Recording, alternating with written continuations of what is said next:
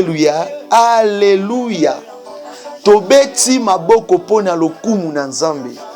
Tobeti maboko pona lokumu na Nzambe parce que azali malamu mingi. Beta maboko pe pousse des cris de joie à la gloire de Jésus-Christ. Yebi sa voisin de quoi za pembeni lobana shalom. Lobana kimia na Nzambe ezali sama kati na yo, kati na biso. Lobana susu bon dimanche. Oh, il est merveilleux. Na kombo na Yesu Mesia. Zamba pambola biso. Zambe apambola biso na kati ya présence na ye. Po azali malamu mingi. Vraiment, naza na esengo mingi ya kotelema liboso na bino. Alobaka ngo à chaque fois que ezali eloko ya habitude te. Ezali eloko te, to ezali momesano pe te. Mais ezali grâce oyo Nzambe asalinga kotelema so liboso na bino. Ba o balekanaki lokola basali ya Nzambe, lokola l'homme de Dieu Daniel, lokola la servante de Dieu, la sœur Luve, balekani mpe bateyaki biso, même aussi le frère Gabi, balekanaki mpe bateyi biso na kati ya même thème o tozolobela. Ton Dieu que tu sers avec persévérance te délivre. Vraiment, Zamba pambola tous les hommes de Dieu et les servantes o ba soutenir ki to pe kolobela na kati ya message oyo tozwaki na kati ya groupe au ministère de la repentance. Vraiment merci pour notre intervention na bino. Naza sûr que Nzambe wana bo pambola bino ako sala pe susu ya mingi. Vraiment natomboli kombo Nzambe o apesinga opportunité wana ko telema su liboso na bino. D'abord na yo moto ebi ngai te kombo na ngai le frère Paul Bouakassa, missionnaire en Christ. Donc nazali reconnaissant liboso Nzambe wana. Et puis merci susu na homme de Dieu servante o bozana kati ya groupe tope na kati ya lisanga o ya ministère de la repentance. Merci pour la présence na bino. Merci Jesus na tous les hommes, na tous les hommes ou bien na tous les mamans, na tous les papas, na tous les frères et sœurs, tope mwana leki tope yaya o zana kati na bisika o zolanda ngai, un simple instrument de Dieu, un serviteur inutile. Vraiment merci. Merci pour la présence na bino. Merci pour na recevoir Dieu oyo. Oso bozaki tenga lo bila banani. Zamba pambola bino. Vraiment toke kotanga makomi na Nzambe. Nous allons faire la lecture dans le livre il y a Daniel. Daniel, le chapitre 6. Toujours dans le même chapitre de base, Nabiso Otozolobela. Nous allons le verset 3. Puis nous allons dans Mokanda, Hébreu, chapitre 11. Le verset 1er petit na 3.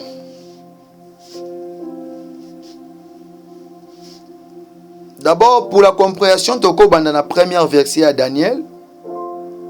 Dans chapitre 6, il y a Daniel, chapitre 6. Il y a le verset 1er tina 3, totangi na kombo na Yesu. Darius trouva bon d'établir sur le royaume 120 satrapes qui devaient être dans tout le royaume.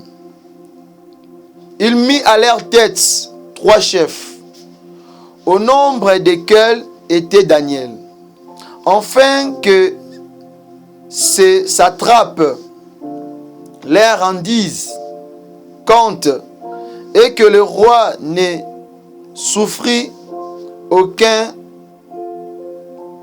dommage. Le 3e verset.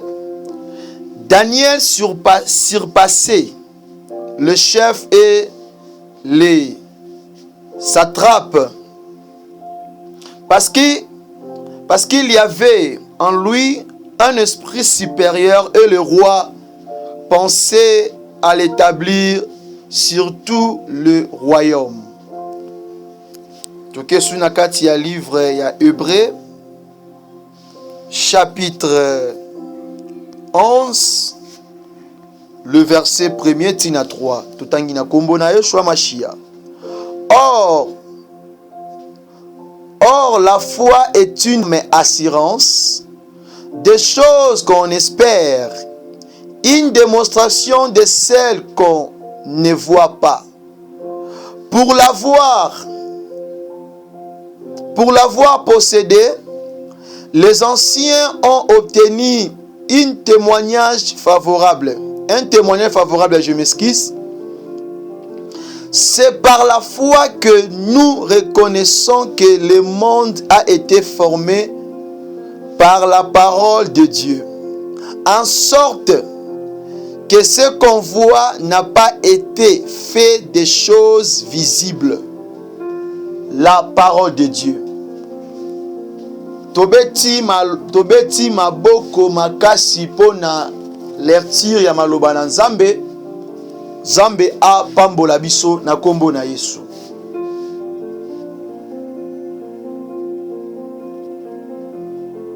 Acclamons pour la parole de Dieu. C'est Dieu est merveilleux.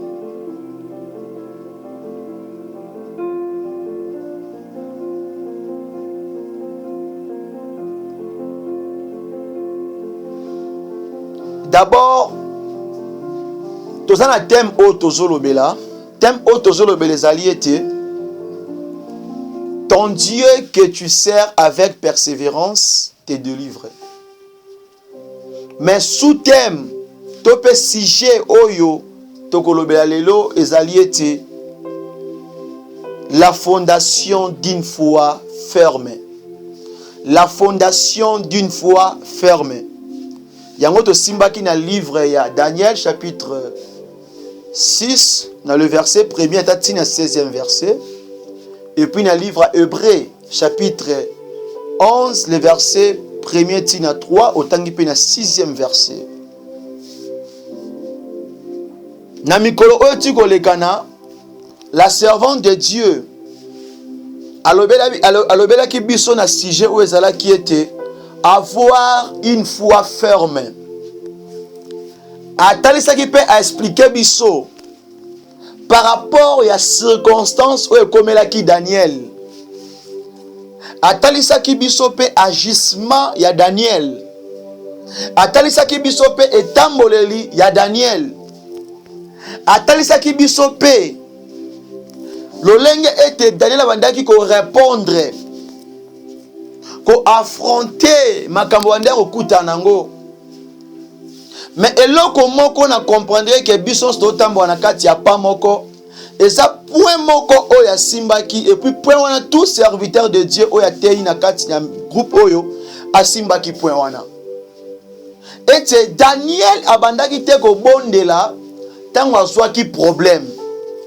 Daniel alukaki elongi na Nzambe te to tango azwaki problème. Mais Daniel abandaki déjà koluka elongi na Nzambe. Même avant Makambouya, même avant Mipepe Eya, Daniel cherchait toujours la face de Dieu. Yango moina mokwalelo na sujet autre simba lelo zaliete la fondation d'une foi ferme. Bien aimé na kati ya livre Daniel chapitre 1er na chapitre 6.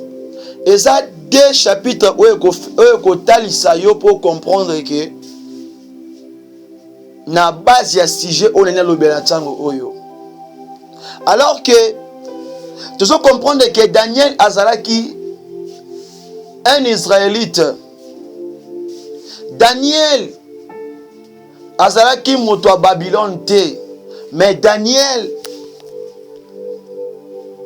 bayaki na kati ya captivité, bazalaki na kati ya boumbu na Babylone, bazalaki ba esclave na Babylone. Donc là je comprends, et là tu comprends que na bisika o dans la bande ko vanda ezalaki vraiment pays na d'origine te, ezalaki mboka na été, ezalaki pa na bango te. Parce que bayaki lokola bana misala, bayaki lokola ba wumbu. Mais na kati na bango nyonso wana babandaki kotravaille na kati ya ndaku ya mokonzi na palais royal. Donc bazalaki bawumbu baserviteur ya roi. Mais Daniel autaki na doctrine na ye pe mususu. Daniel azalaki na otozoloba ete la loi de Moïse. La loi de Moïse ezalaki na kati ya mutu to pe na kati ya pensée, na kati ya vie ya Daniel. Alors que na kati ya Babylone, il y a eu aussi batu o bande ko salela un Dieu qui était différent na Nzambe o ya Daniel. Donc na kati ya Babylone, ezalaki na batu bafukamela bikeko, basalaka ba sacrifice na Nzambe bikeko, donc il adore la créature à la place de Dieu. Mais malgré tout cela, au moins dans le chapitre 1er, Daniel a gardé sa foi en Dieu. Alors la foi de Daniel est en Dieu.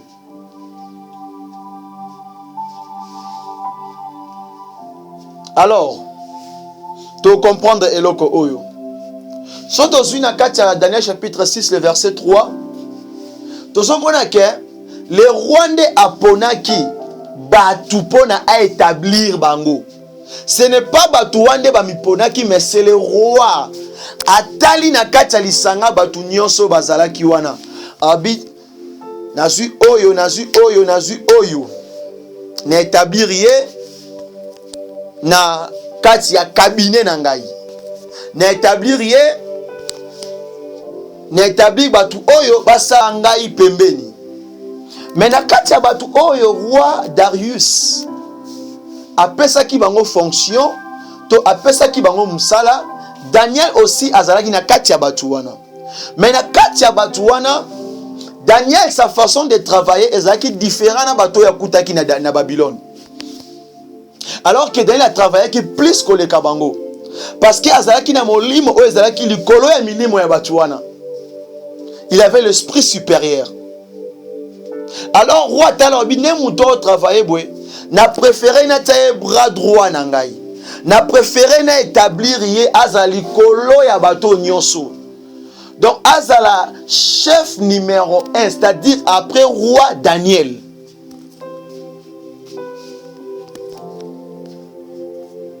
Mais malgré nyonso wana, malgré l'opportunité, malgré nyonso ekomaki na kati ya vie ya Daniel, malgré richesse, malgré mapangu mituka, malgré poto, malgré musala, mais on a comprendre ki na kati ya Daniel, kondima ya Daniel ezalaki fondé te, kondima ya Daniel ezalaki te bâti na kati ya poste oyo le roi Darius apesaki Daniel. La foi de Daniel ezalaki te bâti, to ezalaki te soutenu na poste oyo Daniel abandé pour exercer.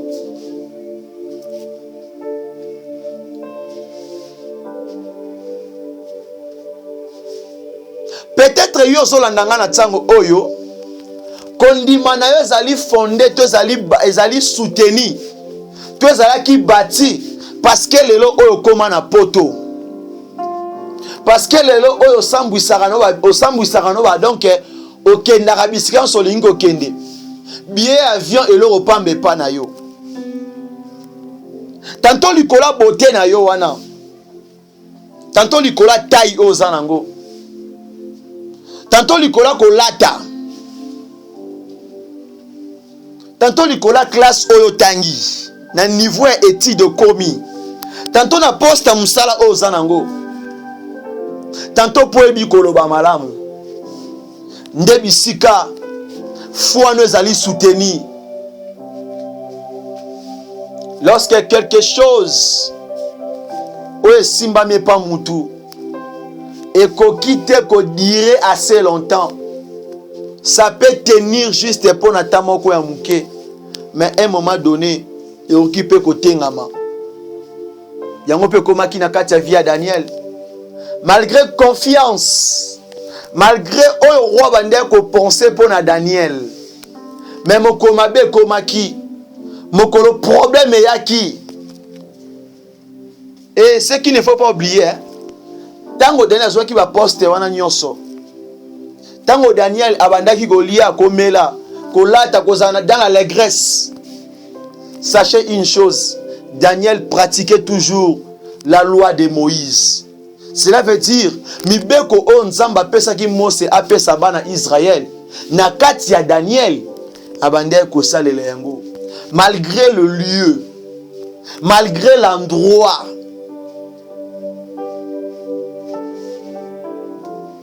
Je voulais parler à une maman ce matin. Je voulais parler à une sœur ce matin.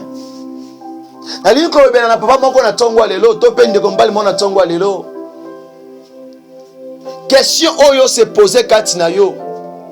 Kondimana ezali soutenir na eloko nini? Kondimana ezali bâti na eloko nini? Nini oyo esalaka po yo croire na Nzambe? C'est ça ma question. C'est ça la question il faut se poser, peuple de Dieu. C'est ça vraiment la question. C'est ça la question. Alors un jour, quand Daniel il était privé de tout, quand Daniel a recevoir de problèmes, a recevoir que nakoloba, donc mabe kwei na katanda konae, mabe kwei likola vinae, mais cet homme là Daniel a changé qui teno ba ke manière obondela, teno ba ke a changé qui manière koluka Nzambe, mais a garda qui toujours même marche. Alors la foi de Daniel, ezala qui fondé te, ezala qui bâti te, ezala qui soutenu te, na confiance au roi Darius ande ko pesa ye. Ton na confiance oyo, to pe na poste oyo azala ki nango.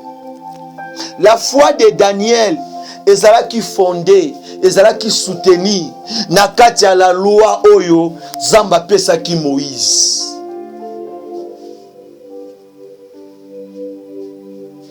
Je vais être clair. Bien, mais ce qui est kondimana yo, et simba me pas mutu. Ce qui est kondimana yo, et zana nzela mutu mao quelconque. Ce qui est kondimana yo, et ça likola mbongo, et ça likolo soit yataï na yo ya bilamba. Likola ba classe oyo tangi. Yeba que un jour okoki ko perdre biloko wana otikala nani to okoma nani, okotikala nani to okoma nani. La foi d'une personne est bien quand tu as commencé avec Dieu, mais la foi d'une personne est mal quand tu as commencé avec quelque chose, quand tu t'appuies à quelque chose, quand tu t'appuies à quelqu'un. Là, la foi d'une personne est mal fondée. Kondima moto ezali mabe tope ezali etongami mabe tango moto ayebi kozwa elika na ye atiango na eloko to atiango na moto. Parce que sans la parole de Dieu, na livre à Jérémie, chapitre 17, dans le verset 5, au moins a été ma commune Nzambe solo banabi sobwe. Yoka bien aimé. Ainsi parle l'Éternel. Maudit soit l'homme qui se confie dans l'homme, qui prend la chair pour son appui et qui détourne son cœur de l'Éternel.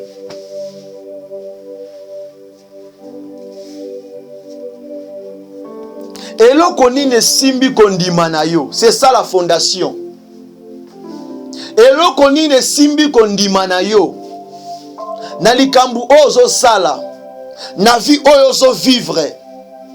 Na bisika oyo zaleli. Eloko nini simbi kondima na yo.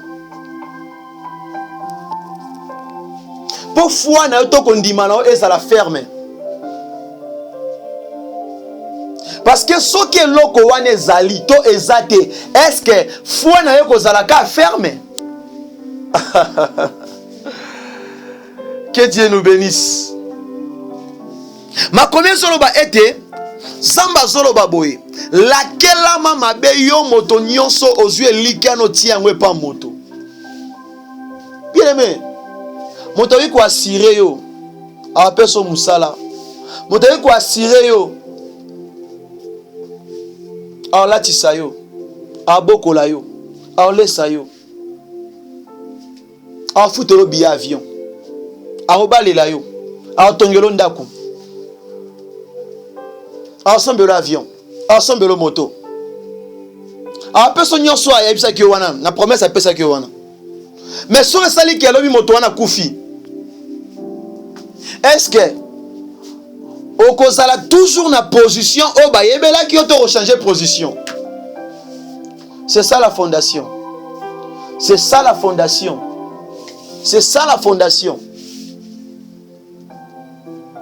Parce que moto oyo fwane zali soutenu na Yesu Christo. Na Yesu Christo. Même si oyo moto alobaki na ye asaleli yango te. Oui, à cause d'un choc. Mais à cause de que vine suki wana. Amona ke liboso nzele zali. Amona ke liboso mwa continuer zali. Alors que mon colomo tango dali azalaki abati, qu'est-ce qu'il a fait? Tango mabe ko ina ndaku ne koti na vie na ye, asaki nini? Azongi, ambati na chambre haute. Et la parole déclare que il le faisait ndako salango chaque fois, comme il faisait auparavant. Ndeko ndako salango donc tango yonso. Alors, mituna question ana.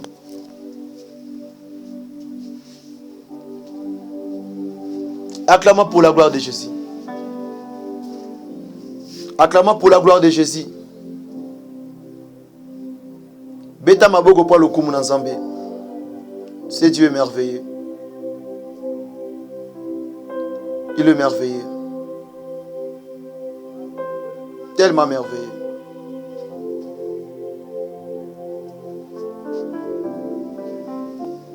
Alors,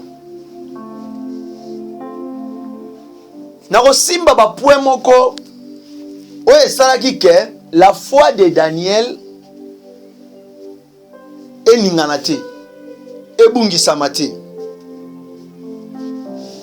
Parce que Daniel aza exemple aussi on a biso batu oyo ya époque oyo, batu oyo ya tango oyo.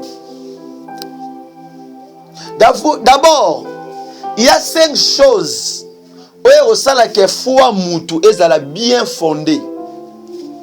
Et qu'on appelle plus, mais selon Onzamba Pesingaï.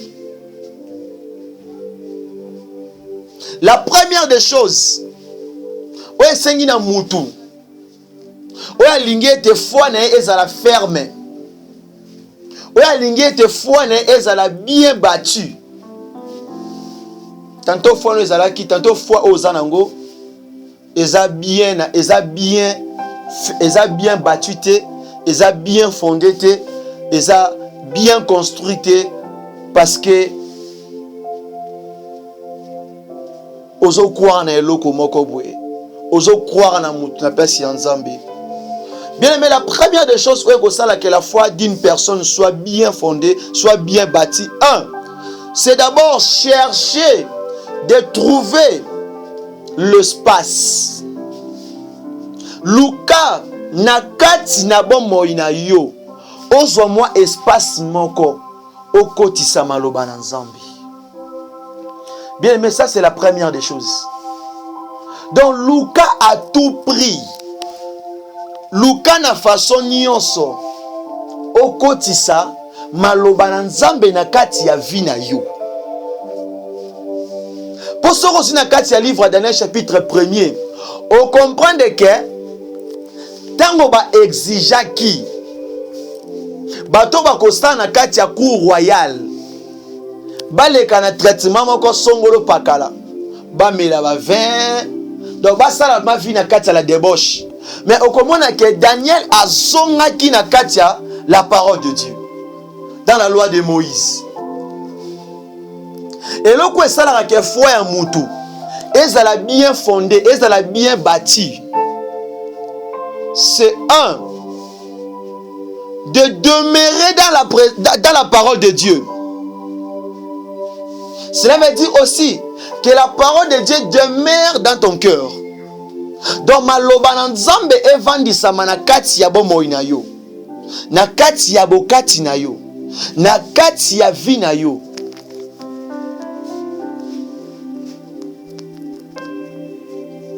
Eza eloko wana ya liboso. Ya liboso. Parce que so totangi na makomi na nzambe na livre ya Josué chapitre 1er le verset 8. La parole dit ceci: que cet livre de la loi ne s'éloigne point de ta bouche.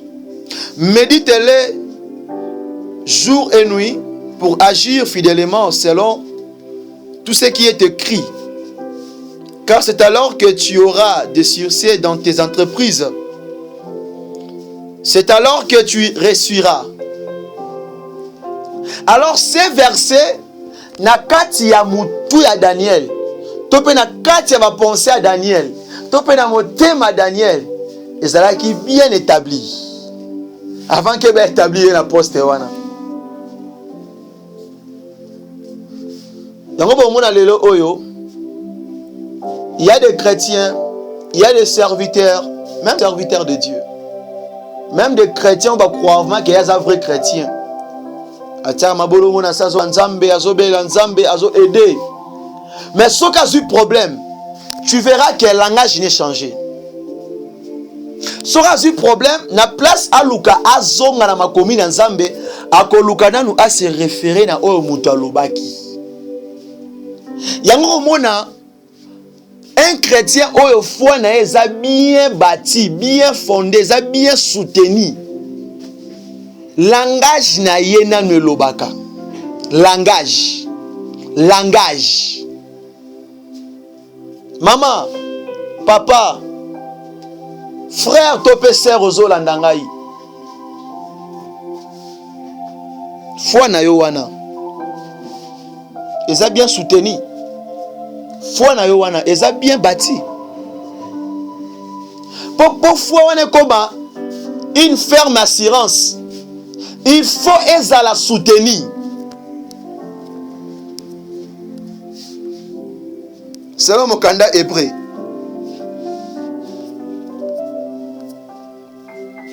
Parce que au monde qui na kati livre hébreu, balobi te ke kondimé ka mbala mo be kitari na c'était. Babi que la foi, or la foi est une ferme assurance des choses qu'on espère, une démonstration de celles qu'on ne voit pas. Pour l'avoir possédé, les anciens ont obtenu un témoignage favorable. C'est par la foi que nous reconnaissons que le monde a été formé par la parole de Dieu. Donc la foi sans la parole de Dieu n'est pas une foi. La foi sans la parole de Dieu vivant n'est pas une foi. Parce que foi bongo so mpepeye ko bunga gandila. Foi bongo so premier ko agir comme abe. Tu sais longo, we are together. Acclamons pour la gloire de Jésus.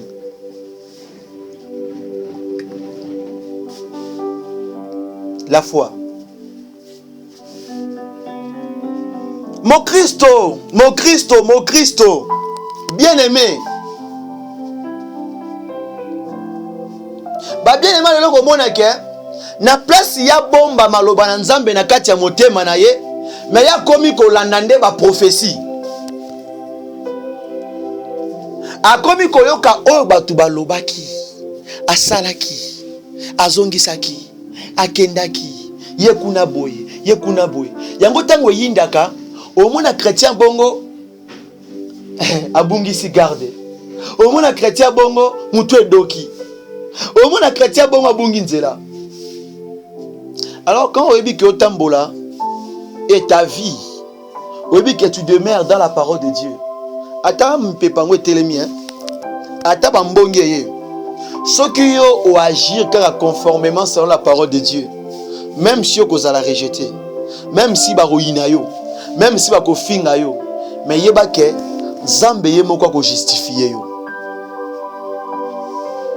Bien-aimé, kondima ya moto oyo tambo na bosembo kondima ya moto oyo aza juste eza différent na kondima moto oyo otambola nyoka nyoka. Tozelongo.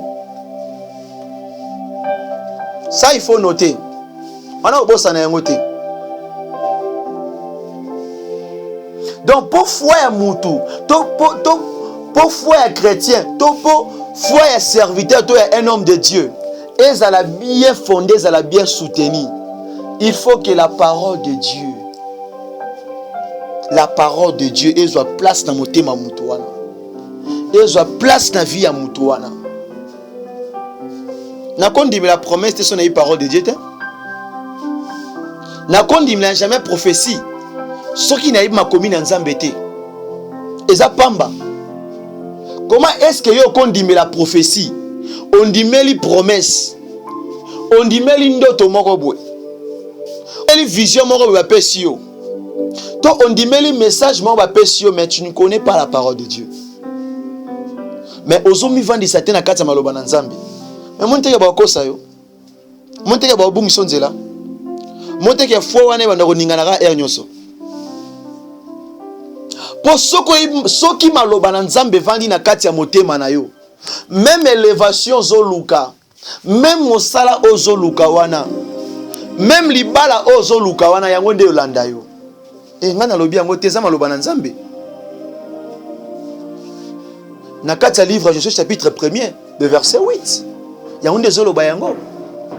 Donc soki yo yebi ko kangama parce que Daniel abandé ko bondela Tango midi, pourquoi? Ça veut dire quoi? Il méditait la parole de Dieu.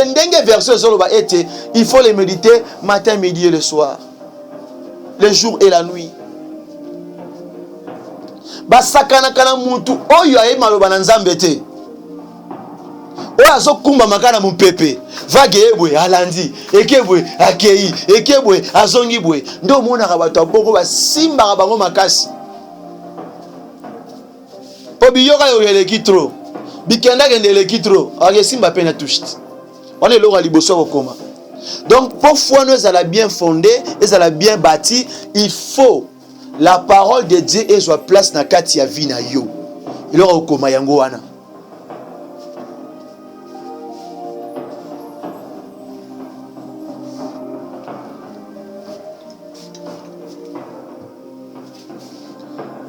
Acclamons pour la gloire de Jésus.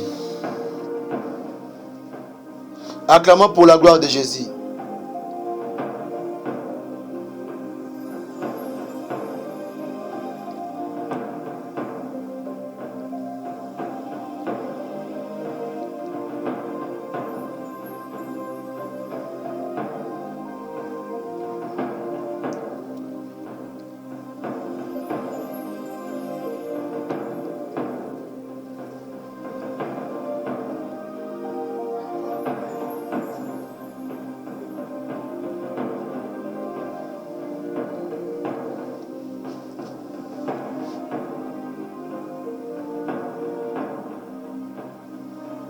Namoutoa komaki na pesa ki livre à Josué chapitre 1er, le verset 8. To continuer. Eloko ya mibale. La deuxième des choses, ce qui va pousser que ta foi est bien bâtie, bien soutenue. La confiance. Vous savez que la foi c'est la confiance. La foi c'est la confiance. Parce que eloko liboso nde pesi biso ya mibale. Potango o demere na kati ya maloba na Nzambe. Sikoyo ekomi kopesa yo elikia. To confiance ya eloko moko zomona quelconque na vie na yo. Comme exemple, Obo Tarate, je m'excuse au sali 10 ans, 20 ans Obo Tarate. Mais tango demere na kati ya maloba na Nzambe, ezo pesa yo confiance elikia.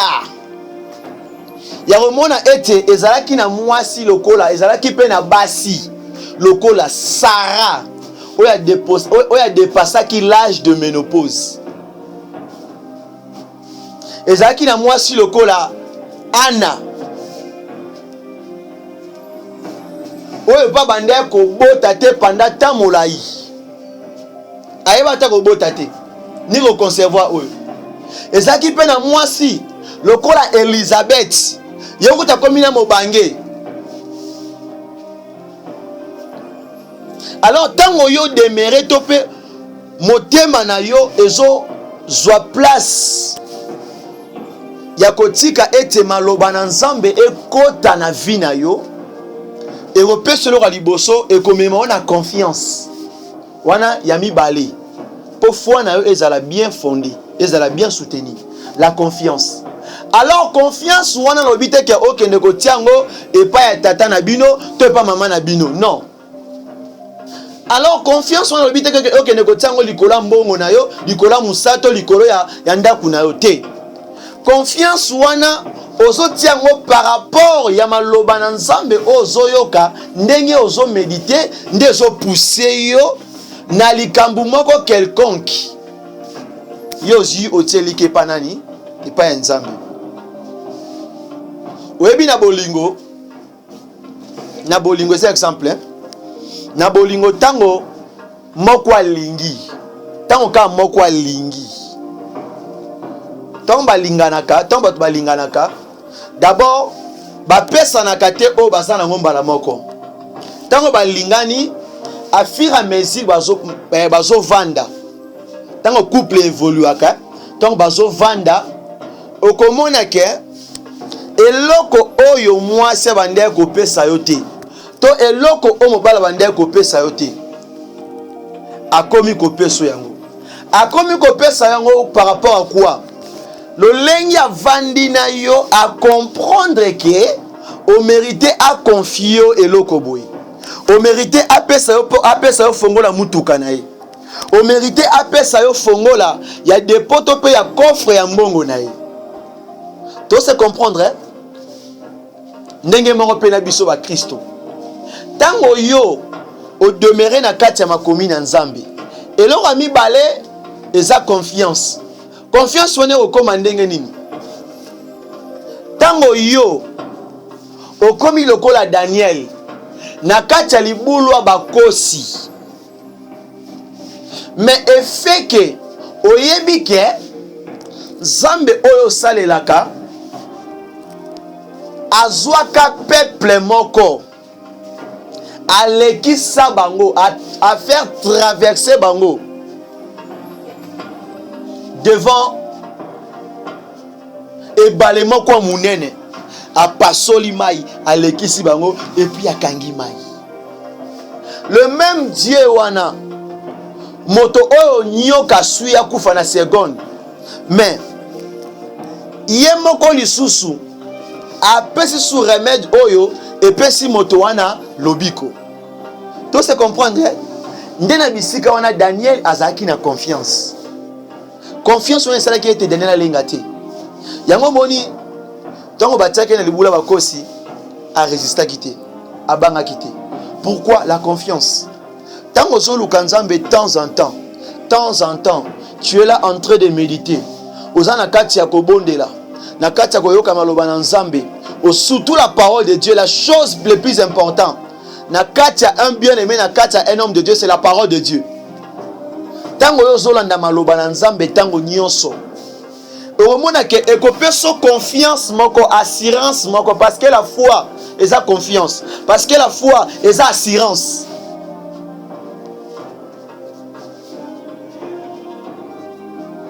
Que lolenge bato wana bamonaki nga pe na komona yango moni makomi ezoyebisa biso ete que Élie était un homme de même nature que nous. Abondeli Moye Katani pendant 3 ans et 6 mois. Et bongo biso. C'est-à-dire quoi? Ça c'est la foi. Parce que la parole de biso que na likambo okute na ngoza pe na mutu mso amona likambo okutu lega kutu oyo zomona. Batu bakena na boumbu na kati ya Egypte.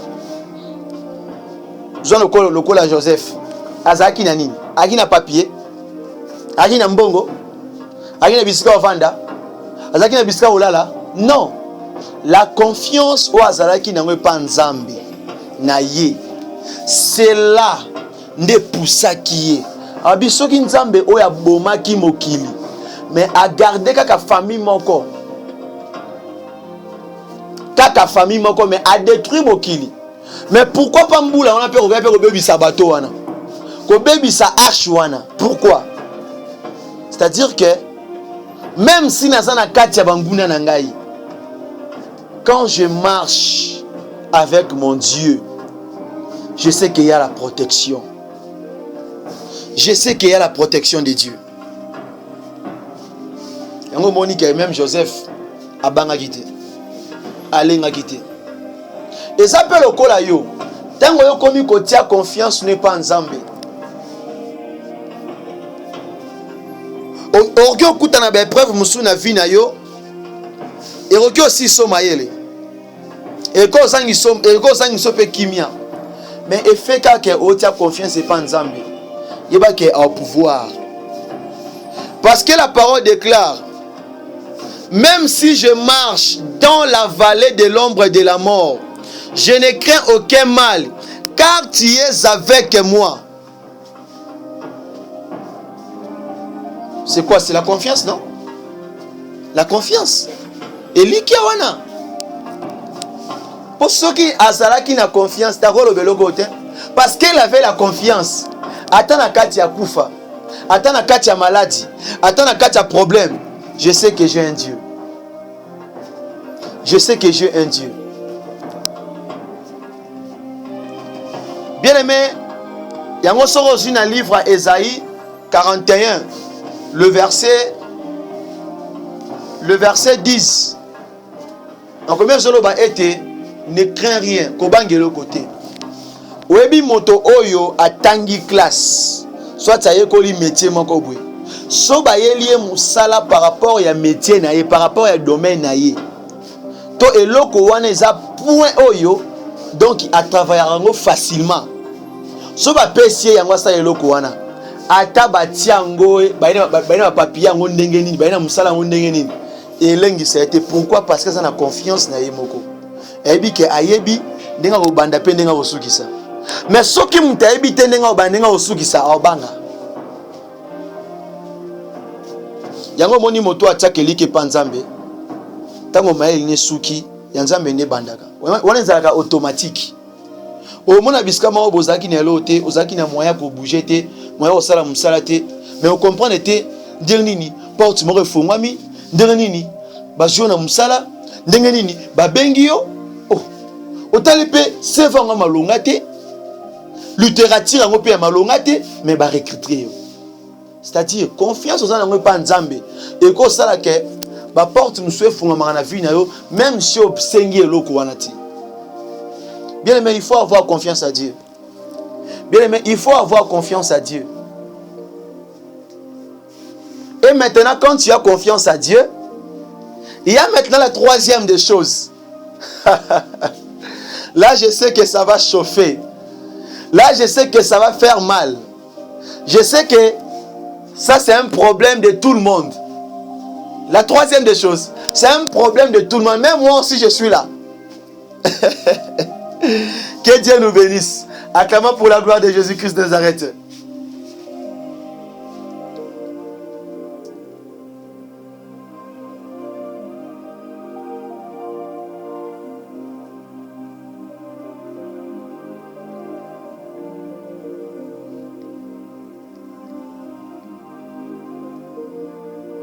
Gloire à Dieu.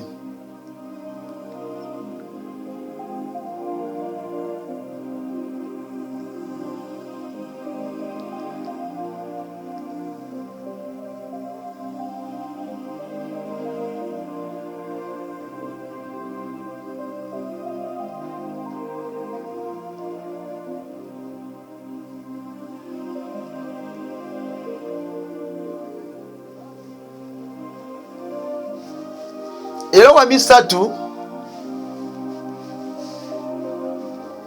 La confiance, tobandaki na la parole, la confiance, et puis c'est quoi accepter.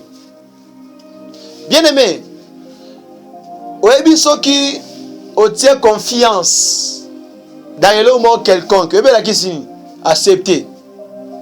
Alors la troisième des choses, c'est accepter. Voilà, non, kende kutu musikate. Soit aussi d'abord na kati ya livre ya Jean chapitre 1er le verset 12. Et cela va être na ba nyonso yo ba recevoir bandimi, mais à tous ceux qui l'ont reçu, à ceux qui croient en son nom. D'abord, la parole dit que na bato nyonso bandimi, ba yambiye, ba recevoir ye, bandimeliye. Donc, cela veut dire que tu comprends que bato va recevoir la parole, puis bandimeli parole wana. C'est ça la troisième des choses. Alors, bah accepter. Tant va recevoir la parole, bah croire, ça veut dire bah accepter. Bah condition, bah réalité, bah circonstance, bah avantage, bah désavantage, bah accepter. Donc toi accepter. Tu sais comprendre, hein? Les gens à ligne, tu comprendre vraiment le message ya mokola lelo. Alors, ce qui te tangi na kati ya livre ya Ecclésiaste. Ecclésiaste, le chapitre 3. Le chapitre 3, le verset 1er tina 8. On a eu de ça la lecture. On a un point très vraiment. Européen sabiso vision, Européen sabiso vraiment bofongwami na troisième point oyo. Totangi d'abord na 1 tunade. Totangi na kombo na Yesu. Na livre Ecclésiaste chapitre 3 le verset 1er tina 2. Yo otanga tina 8e verset. Il y a un temps pour tout. Un temps pour toutes les choses sous les cieux. Un temps pour naître, un temps pour mourir, un temps pour planter, un temps pour arracher ce qui a été planté. D'abord, il faut ressourcer à notre côté. Bien aimé, effet kaka ya kondima ko accepter. Ya kondima kaka kondima maloba na nzambe kota na vie na yo. Bien aimé, sache-le bien. Tu peux ou à ne pas vivre vivre quoi ya meilleur et sur terre na mabele oyo. Et tu peux aussi vivre une vie meilleure na mabele oyo. Ça répond des deux personnes là. Ce n'est pas tout le monde qui a dit que sur la vie na bango, des vieux à la facile. Ce n'est pas tout le monde qui a dit que sur la vie na bango, des arrosomusa na pété, des akoba na pété, des autant classe na pété. Non. Ça dépend na le lenge oyo kondima no ezali soutenu. Ça dépend na grandeur ya foi na yo. Po omona makambo ozomona wana. To po mona pe succès, to po mona élévation. Et ça dépendre na niveau ya kondima na yo.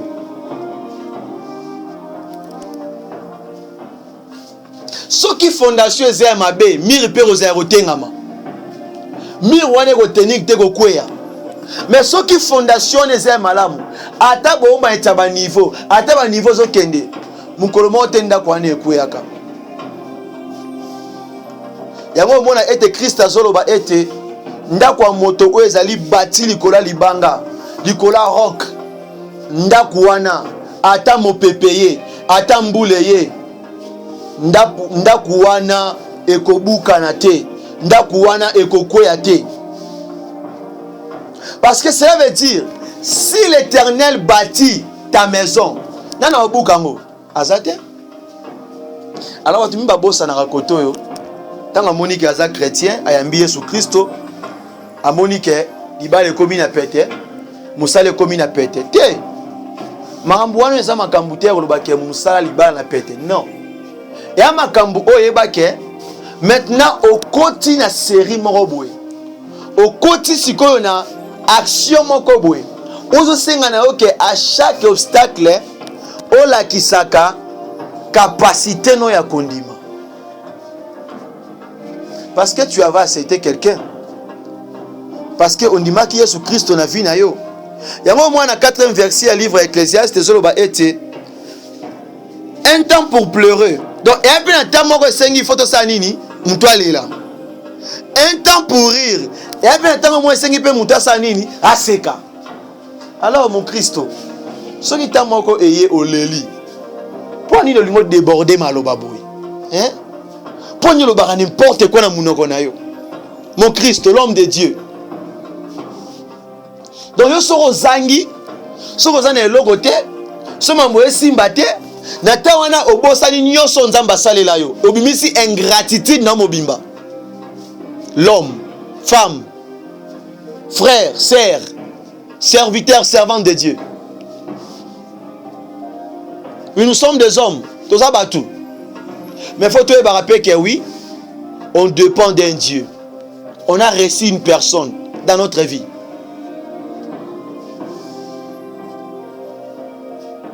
Oui, si la parole de l'Oba Keza, Tamoro fo Moutalela. Il y a si bonheur et bandaga de Pobo Tomatina Souka. Non, non, non, non, non. Là, non, non, je ne suis pas content. Je ne suis pas sûr de cela. Impossible. La vie a des déceptions. La vie a ses surprises. La vie a ses blessures. La nature a ses complications aussi. La nature a aussi sa réalité. Oboya, ondimate, okole kanakaka. La vie, la nature nous oblige aussi à faire des choses que Monique yokoki osate mais osala yango. Pour sengeza la bongo. Alors, yo soko le soki ozangi mokile yebi. Soko ozana ngote donc ba oyini ba tunyonso. Obanda ko finga, ko critiquer, otiki pena mobondela. Alors Daniel azalaki gouverneur amati poste msou likolo azoliabi azofuta mabien mais tant mabe komaki na porte na ye tango ba wakaki na kati ya libula wakosi est-ce que monaki yake koloba nzamba tikinga ye nzamba bwakinga ye nzamba kewe non non non non nzamba tika ba o ayete nzamba bwaka ba o ayete. Est-ce que Christ, celui qui a accepté de mourir pour nous, Yesu Christ a dit au kufa pour nabiso do zobo moi. Pourquoi pas? Falo baka que oui, na tiki nanga efrango. Mais à la croix et moi le que Père, pourquoi m'as-tu abandonné? Pourquoi? Parce qu'il avait accompli ce que le Père lui avait dit. Il a achevé son travail. Maintenant, comment il tango azwasiko o esenga qui a mérité. Christ a dit que oh non, je suis fatigué, j'abandonne ce peuple. Non, il a dit Père, pourquoi m'as-tu abandonné? Papa pour anyoti kingai. Pour asala ki musala na ye. Asala ki o esenga ki asala. Mais yo, elora mukie. Tamalo bimisana monoko na yo. Eloko amukie kaka problème komi obosani fiu. Yesu akoma ki tina suka mission na ye. Amema ke kulusu ne tina suka. Afuta mabe ya mutu nyongo mabe ya mutu nyonso na sia mokili oyo. Naba obazalaki tasalaki musala wana pona batu nyonso. Yo ndimaki Yesu. On dit maloba na nzambe metala. Libosu ya problème. Tala o lobaka. Okoma ko bebisa ko ndima batu mususu. Donc yo soko suis problème, il faut obebisa batu nyonso bazano biska obebisa bango mitema. Non, ça c'est pas être un chrétien. So ebi que ozali branche ozo simba baninga mususu. So ebi que ozali moto oyo. Donc oza ko fournir baninga mususu mais traiter maloba na yo. Bongisa maloba na yo. C'est comme si papa a un katandako, a un problème quelconque, mais a un bana emiki.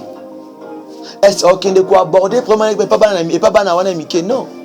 A côté na maman bana, atali somo na minti balongolinga musala. Na minti on a l'autre côté. Comment est-ce que ça la poto bana bakola malam? Tina ta lukara musala. L'homme sage. Quand tu acceptes, il faut assumer. Et en gros, dans le livre Lamentation, chapitre 3, le verset 37, je m'esquisse. Tina 38e verset. Et ça point où est ça sous kondima makasi. Yo molinga mozo ndanga na tango oyo. Écoutez ceci bien aimé. La parole dit: qui dira qu'une chose arrive sans que l'Éternel et sans que le Seigneur, je m'excuse, l'ait ordonné? Nana koloba ete loko komeli moto, te komi na vie à moto, que notre maître a pesi yango nzelati. N'est-ce pas de la volonté du Très-Haut que vienne le mot et le bien? Oebite kezana nzela mokalo na nzambe, nde bolamu, nde mabepe yaka. Ne pense pas qu'elles seront dimeli ka nzambe dimeli yesu na vie na yo ke yo mabego simba yo te, yo ba premier go yate na vie na yo te. Wana eza faux évangile. Wana eza faux évangile na telemeli yango. Na telemeli yango eza faux évangile. Et homme de Dieu, chrétien, fidèle, quand tu crois en Jésus, sache-le toujours que ma bola mokoya, ma bébé ekoya. Parce que ceux qui bola moye au sekaka, mais ceux qui ma bébé pour nous changer la face. C'est poser cette question à Yomoko. Au monde que foi nous a bien fondé.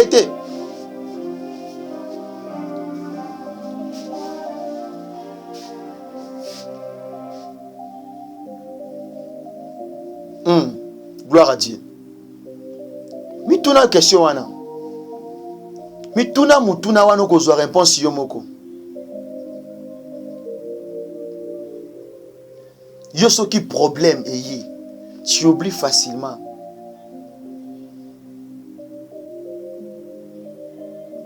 Tu oublies facilement ce que Dieu a fait pour toi. Mais au bout ça n'est que oui, ta mort faut se là. Ta mort peut faut rouler là. Parce que c'est la vie.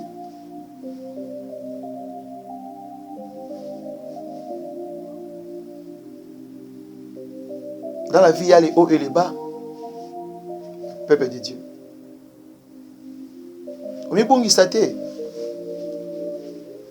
La quatrième des choses, nous sommes arrivés vers la fin. La quatrième des choses, la cinquième des choses. Et là, il y a quatrième, il y a cinquième. D'abord, il y a quatrième. Il faut recommencer l'alliance. L'alliance. Oebi eloko esalaki Daniel azonga aboya kosede atalaki alliance oyo nzamba asalaki na ba papa na ye na ba koko na ye atikala kosa Abraham te atikala kosa Isaac te atikala kosa Israël te et ka yende kosa Daniel car na tourno nzamba kosa yo. L'alliance est l'union entre Dieu et les hommes. Même un chrétien, aux alliance, alors, olingate likola likambumoko bwe obebisa alliance na nzambe. Soit liko na Paul. Pona lobaki. Pona zongisaki. Non. Alliance ezali otobenga rango lokola ba secret ya ba ami intime. Batu oyo to mwana na mukilo kola o ami intime na ngaye. Ovuma moninga na ngaye. Moninga bo mwana. To bandaki na eboye. Alors pe na kati alliance eza bongo. Alliance ndeko tinda yo oyeba ete ko permettre te n'importe qui asakana na yo. To a joué na kondima na yo. To a joué na âme na yo. Bien aimé moko saka alliance na Nzambe ngazala kiti. Bien aimé moko o Nzamba nda kolobela yo. Otikala ko mona longi na ngate. Tanto pe to yeba na ki pété. Tanto pe to kuta na ka pété. Alors, na kati alliance de Nzamba talisa muntu ke avant yo lukangai, avant yo belela ngai, avant yo na présence na ngai, nga na yebaki yo. Jean chapitre 15 le verset 16. Jean chapitre 15 le verset 16. Au moment que la parole dit que Ezabino tende bopona kingai. Ezabino tende boluka kingai. Ezabino tende bo donc boyaki ko luka ngai. Mais la parole dit que ce n'est pas vous qui m'avez choisi, mais moi je vous ai choisi et je vous ai établi. Vous voyez?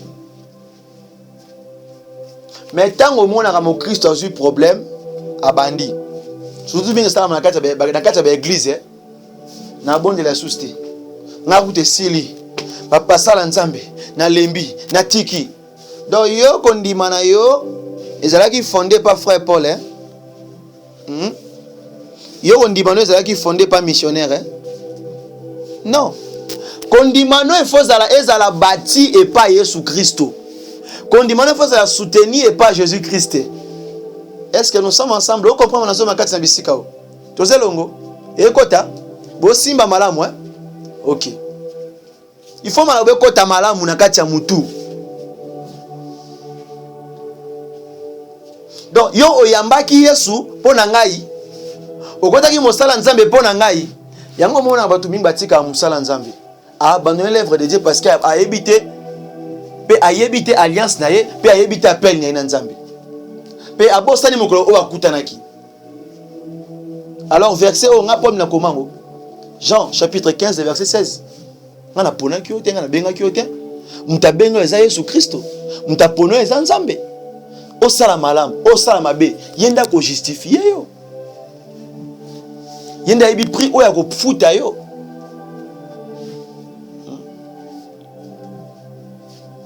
Yenda ibi couronne o ya ko pesa yo par rapport na ozo sala.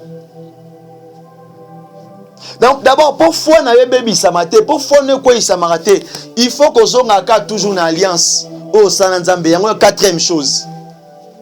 La quatrième des choses pour foi nous a bien bâti et bungi samate et ninganagate, il faut toujours que zonga na alliance. Yango mona batu oyo basali minga nzambe sora zu problème. Alobaka na nzambe yondo pona kingai. Yondo benga kinga na eba kiyoti. C'est ça. Alors on a cinquième na eloko asuka. Na eloko asuka faut commencer la promesse. Et la promesse, je m'excuse, la promesse. La promesse, je ne parle pas la promesse d'un homme. Je ne parle pas la promesse d'une personne, mais je parle de la promesse de Dieu. Bien aimé, la cinquième des choses, où est salaka yo atalelo zangi, atalelo zui musalate, atalelo balite, atalelo ministère et simbate, atalelo bandeko basundoli yo baninga bakimi yo. Il faut pas osundolaka la promesse de Dieu. Bilaka o nzamba pesio otikaka yango te, obwa yango pete. Tango mabe komi mbongi etele mpepeye, il faut zonga na promesse. Il faut zonga na promesse. La promesse aussi nous parle et je la biso à propos de destinée à mon tout. Donc eze loko oyo et tant que moni yango te okufate jusqu'à ce que komona yango. Habakkuk le chapitre 2 le verset 1er tu n'as troisième verset. Donc comment je vais bisonini. J'aime cette parole. J'ai été à mon poste Et je me tenais sur la tour. Et je veillais pour voir ce que l'Éternel me dirait. Et ce que je répliquerai après ma plainte. L'Éternel m'adressa la parole. Et il dit, écris la prophétie, grave-la sur des tables. Enfin, qu'on la lise couramment, car c'est une prophétie dont le temps est déjà fixé. Elle marche vers son terme et elle ne mentira pas. Elle ne mentira pas. Si elle tarde, attends-la, attends-la, car elle s'accomplira. Elle s'accomplira certainement. C'est Dieu qui assure. Bien-aimé, les gens peuvent te minimiser aujourd'hui. Les gens peuvent te rejeter aujourd'hui. Les gens peuvent te voir, tu n'as pas de valeur. Les gens peuvent te dire que l'âge est avancé. Les gens peuvent te dire que tu n'as plus rien. Les gens peuvent te dire que on n'a plus de moyens pour t'aider. Les gens peuvent te dire que on n'a plus assez de force pour te fournir, de marcher sur tes projets. Ta famille peut te dire que nous sommes fatigués de toi. Jusqu'à cet âge, on te nourrit, on te donne à manger, on t'achète les habits, on te paye la maison. La famille peut te dire cela. Oui, parce que c'est la nature. Mais quand tu as la promesse de Dieu, tout ce que le monde peut te dire, devant cette promesse-là, n'est que rien. Parce que la promesse de Dieu ne te mentira pas. Atabilaka wana, tambilaka wana ezoko kisamate, yo tikala wana, zela na poste na yo. Tikala na poste na yo. Attends. Bien-aimé, le temps est en Zambie. Le temps c'est Dieu. Le temps c'est Dieu. Le temps c'est pas l'homme. Le temps c'est pas l'argent. Le temps c'est Dieu. Le temps n'est pas ta peau. Le temps n'est pas ta beauté. Le temps n'est pas ta taille. Le temps n'est pas ta richesse. Ou bien le temps n'est pas le contrat au Sakina Batou. Non. Le temps c'est Dieu. Dieu sait. Dieu connaît. Dieu connaît mieux. À telle année, au tel mois, à tel jour, qu'il va accomplir ce qu'il t'avait dit. Et puis, il y a un biango. Bien aimé, son zamba pe so bilaka, otika yango te. Obwaka yango te. Simba yango makasi. Simba yango makasi. Selon Romains 8:35, et l'on est au Kabola Nzambe. Pour bango bazoloba, pour bazo diminuer ote. Simba mana Yesu, kanga mana ye. Po yende lisungi, yende makasi.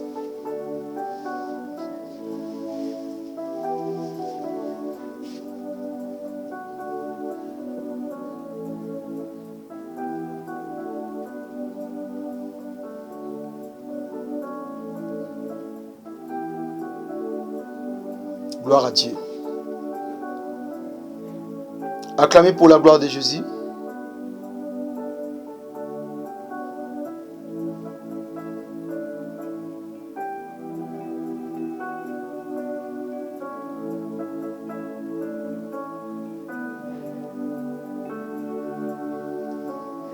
Merci Jésus.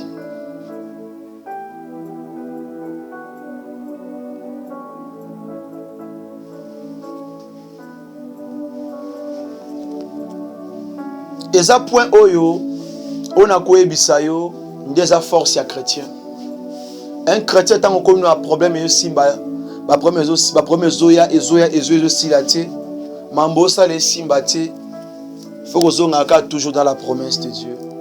Abila nzamba pesa yo. Et na kati ya promesse wana, et tu verras que il y aura quelque chose qui va passer. Et na kati ya vie na yo. Bien aimé, na lingi na biswelo que oyo kosala ke foi na yo ezala makasi. Oyo kosala ke foi na yo ebungaka te. Bien aimé, la foi ozoyoka la foi eza na vertu nango, eza na base nango, eza na fondation nango ya solo. Bien aimé, dans toutes ces choses là, de tout ce que je viens de parler, na ona lobi na kati na bisika oyo eloko eza makasi na kati ya kondima na yo. Bien aimé, c'est l'amour. Bien aimé, c'est l'amour. La foi sans l'amour n'est pas une bonne foi. La foi o eza na kati ya bolingo te, eza foi te, eza foi ya kokufa. Alors la parole dit, maintenant donc, ces trois choses demeurent: la foi, l'espérance, la charité ou l'amour. Mais la plus grande de ces choses, c'est l'amour, la charité. Bien-aimé, quand tu as de l'amour, quand tu marches avec l'amour, foi ne cause la solide, et cause la bien fondée, et cause la bien soutenue. Même devant un problème, même devant les circonstances, même devant l'imprévu, même devant les difficultés, même devant l'élévation, même devant les cas incurables, même devant tes complications, quand tu as de l'amour, ta foi va bien marcher en Christ. Que Dieu bénisse sa parole, que Dieu vous bénisse abondamment. Acclamez, acclamez, acclamez, acclamez, acclamez pour la gloire de Dieu. Que Dieu vous bénisse. Amen.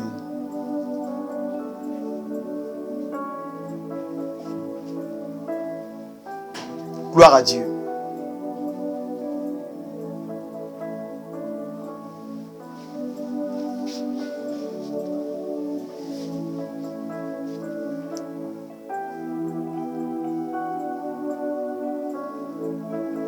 Bien-aimés, nous sommes arrivés à la fin.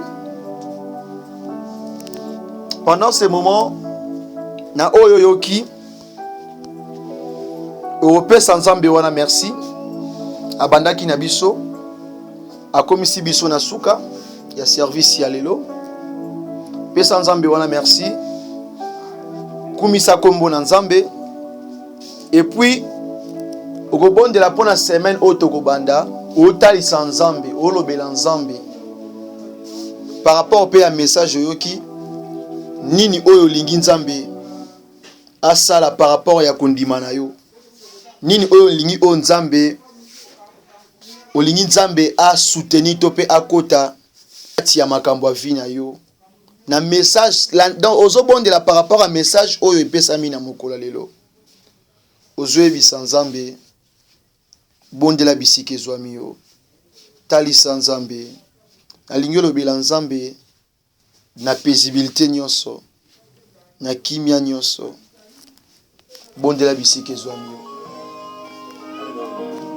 yo yebisa Nzambe papa tanto kondima na nga na tsaki yango na mbongo na tsaki kondima na nga tanto na kitoko na ngai na beauté na ngai na ona za nango mais lelo na ndimi ete kotia elikia na ngai pa na yo nalingi ete navandisama na kati ya maloba na yo.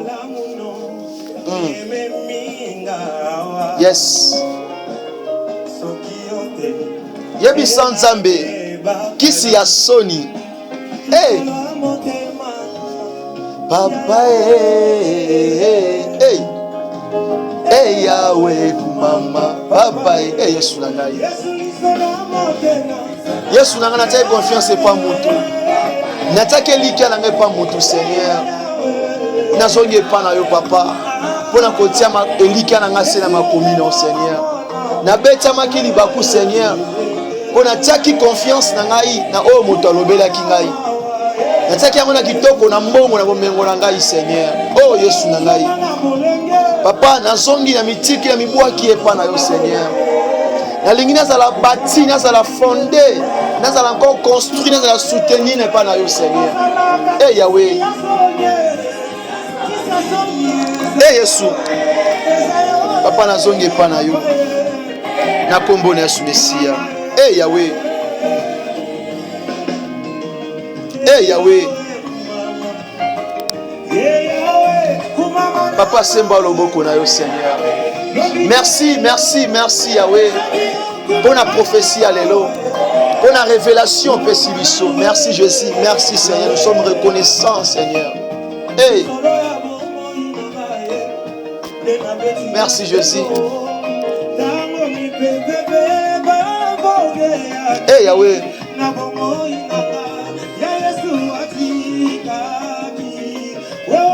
Hey. Bien me lobela ensemble. Yebi sanzambe mobimba n'onyo se confier panaï. Merci Jésus. Gloire à Dieu. Lolengo bondeli tika ete nzambe ayeba kosala yango kati na yo bongo. Akokisa oyo lobi. Abomba libota na yo. Abatela yo. Azwa soin na yo. Atambola na yo. Semaine otoko banda. Zamba visiter yo. Puisque vous avez qui n'a problème. Zamba peut sa solution. Puisque vous avez qui réponse dans les camboza qui n'a mon zamba peut sa réponse. Puisque vous avez koluka musala ndeko kozwate zamba peut sa musala. Vous avez qui n'a problème à libala. Zamba fongola. Porte wana ya libala. Problème ko bota zamba peut sa yo bana. Premier santé nzamba pesa o guérison. Premier dossier nzamba pesa yo solution pour na dossier wana. Premier voyage nzamba fongola la porte à voyage na kati ya vie na yo. Premier réussite nzamba pesa o réussite o na qualité ya bana ya très bien. Na kombo na Messia. Que le sang de Jésus ait couvert moko na moko. Bandeko bazali na kati ya hôpital kati ya prison, ba femme veuve bana ba orphelin, ba enfant abandonné. Loboko na Nzambe, le sang de Jésus, ezali kona bango. Père de gloire, batte la F au ministère de la repentance, Seigneur. Pesa biso makoki, pambola nga pe moumbu na Paul Bwakasa, missionnaire en Christ, Seigneur. Pesa nga force à côté de manakati évangile oyo. Na kombo na Messia. Zolo kumpe masanjoli na osali, na kati na biso na mokwalelo. Na kombo na Messia. Reçois l'honneur et la gloire pour Zali Nzambe, au bonalité. Na kombo na Messia, le kwa libota moko. Merci Seigneur Jésus-Christ. Amen, amen. Zambe apambola bino bien-aimé. Pour la présence nabino, pour na assister les sous. Ora na biso ezali ete tokutanaka mardi, jeudi na vendredi na 20h juste na era Namibie. Chaque 10h chaque dimanche tozalaka na tokutanaka na 10h. Donc chaque 10h il y a dimanche tokutanaka pour la service na biso matinal. Dès un programme na biso. Que Dieu vous bénisse. Bonne journée à tous. Na kombo na Yesu Messia. Amen.